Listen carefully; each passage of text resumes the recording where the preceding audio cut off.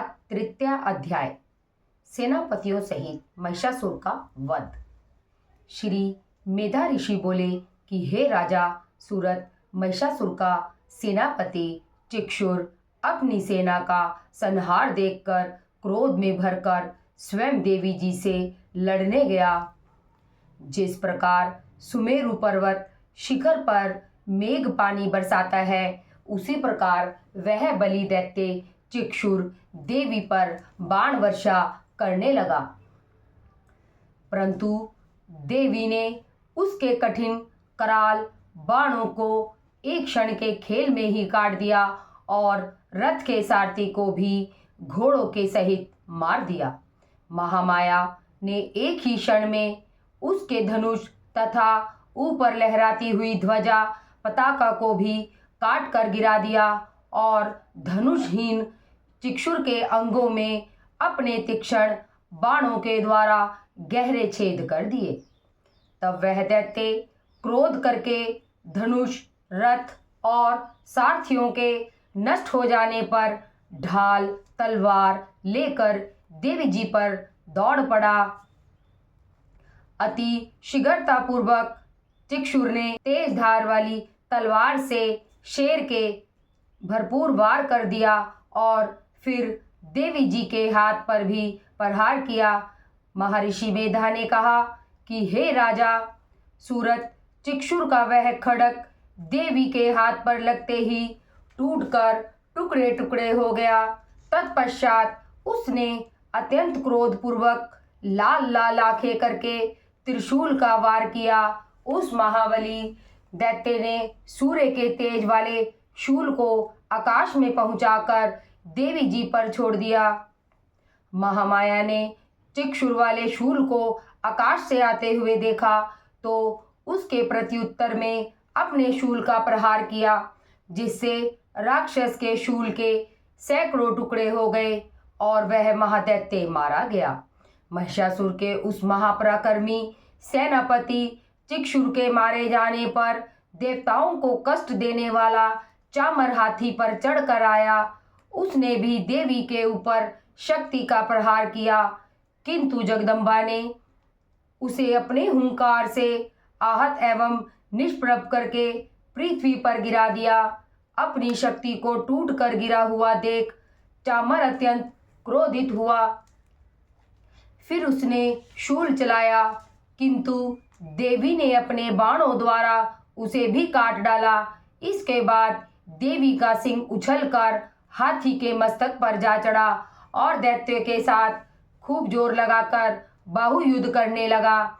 वे दोनों लड़ते हुए भूमि पर आ गए। अत्यंत क्रोधित होकर एक दूसरे पर भयंकर प्रहार करने लगे। तत्पश्चात सिंह बड़े वेग से आकाश की ओर उछला और उधर से गिरते समय उसने अपने पंजों के प्रहार से चामर का सिर धड़ से अलग कर दिया। इसी प्रकार उदर्ग भी शिला और वृक्ष आदि की मार से युद्ध क्षेत्र में मारा गया। कराल भी दांतों, मुक्कों तथा थप्पड़ों की चोट से धराशायी हो गया। क्रोधित होकर देवी ने गदा के प्रहार से उद्धत का कचुम्बर निकाल दिया। भिंदीपाल से वाशकल को तथा बाणों से ताम्र और अंधक को मार डाला। 3 नेत्रों वाली देवी ने त्रिशूल से उग्रास्य, उग्रवौर्य तथा महाहनु नामक दैत्य मार गिराए। तलवार से विडाल का मस्तक धड़ से अलग कर दिया। दुर्धुर और दुर्मक नामक दैत्यों को बाणों की मार से यमलोक भेज दिया। अपनी सेना को इस प्रकार नष्ट होता देख महिषासुर भय से का रूप धारण कर देवी के गणों को त्रास देने लगा। किन्हीं को थूथन से, किन्हीं को खुरों से, किन्हीं को पूंछ से चोट पहुंचाकर, कुछ को सींगों से फाड़कर, कुछ गणों को वेग से, किन्हीं को गर्जना करके, कुछ को चक्कर देकर तथा कितने ही गणों को अपने नुथनों की निश्वास वायु के झोंकों से धराशायी कर दिया। इस प्रकार देवी के गणों की सेना की गिराकर वह असुर महादेवी के सिंह को मारने के लिए झपटा। इससे जगदम्बा अत्यंत क्रोधित हो गई।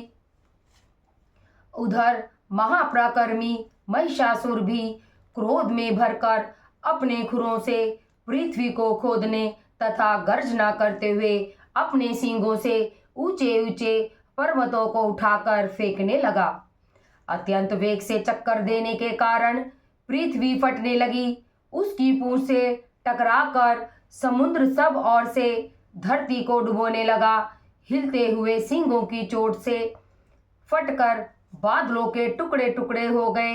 उसकी श्वास के प्रचंड वेग से उड़े हुए सैकड़ों पर्वत आकाश से गिरने लगे।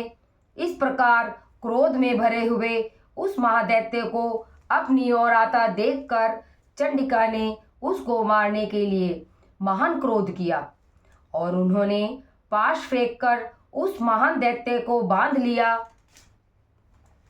बंध जाने पर वह भैंसे का रूप छोड़कर तत्काल सिंह के रूप में प्रकट हो गया।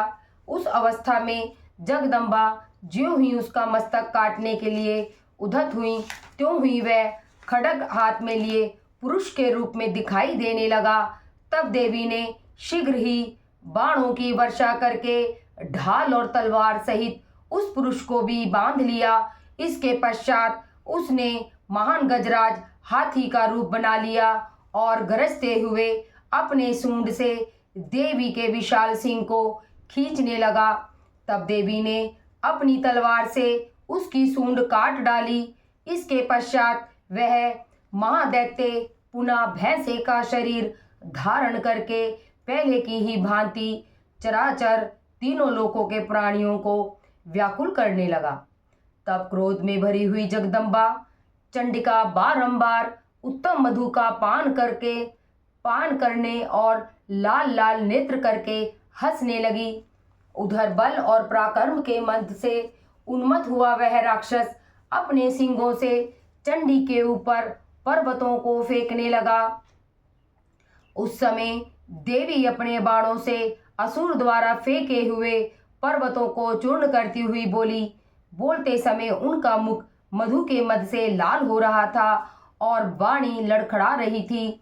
देवी ने कहा, ओ मूर्ख, मैं जब तक मधु पीती हूँ तब तक क्षण भर के लिए तू खूब गर्ज ले। मेरे हाथ से मारे जाने पर अब शीघ्र ही देवता भी गर्जना करेंगे। ऋषि कहते हैं कि इस प्रकार कहकर देवी उछली और उस महादैत्य के ऊपर चढ़ गई। शूल से उसके कंठ पर प्रहार किया। उनके पैर से दबा होने पर भी महिषासुर अपने मुख से दूसरे रूप में बाहर होने लगा।